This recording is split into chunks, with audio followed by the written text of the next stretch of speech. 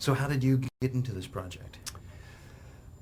It arrived in the mail. It arrived in the mail, and they said read it, and I read it, and I was tickled. I was intrigued. It's an interesting story and an interesting character.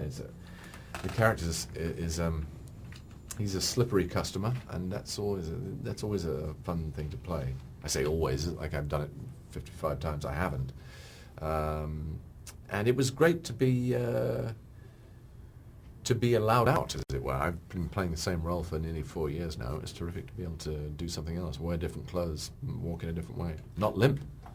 I've forgotten how to not limp. That sounds believable. There is the idea, though, that you're still the guy that people love to hate, even in this film. Is that something... That would seem to be where my future lies, yes, being the guy that people hate. Either love to hate or just really can't stand hating.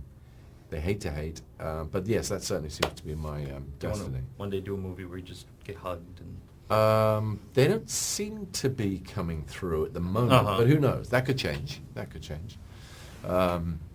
Yeah, no, it's obviously something in my nature. What's next for you after this? Well, we're back on the TV show, so we actually started up. We've been back 3 weeks now, and we're on the third show back, and we'll go to the end of the season pretty soon, and then go straight into the next one. I suppose to try and get as many shows as we can before the actors go on strike, and then after that, who knows? The dentists will be on strike. It'll all be, and so it goes on. Do you find people come up? Is it Dr. House that people, everyone? I find people never come up to me. They don't want you to. Period. They just never come up to me.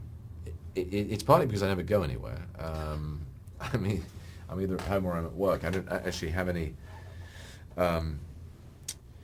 People have an.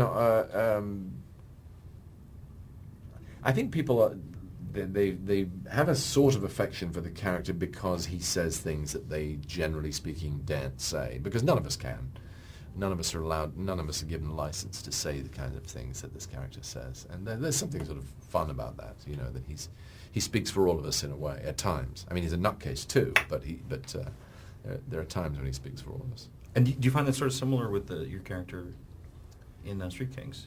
No, I think if anything, he's sort of the opposite. I think this is a guy who will withhold and conceal and say what's required in order to get what he wants. House, the character of House, I think, he almost has a sort of Tourette's truth-telling condition, where he if a thought comes into his head or a truth comes into his head, he can't stop himself from saying it. I think Biggs is someone who would play his cards very close to his to his chest and would withhold and dissemble a lot of the time to get what he wants.